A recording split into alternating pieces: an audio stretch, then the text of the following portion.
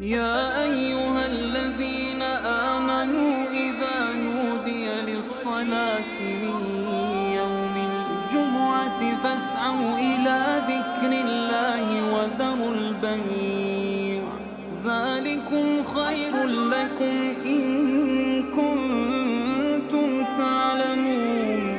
فإذا قضيت الصلاة فانتشروا في الأرض وابتغوا من فضل الله واذكروا الله كثيرا لعلكم تفلحون.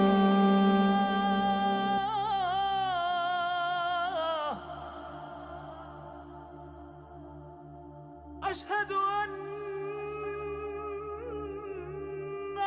عليا حجة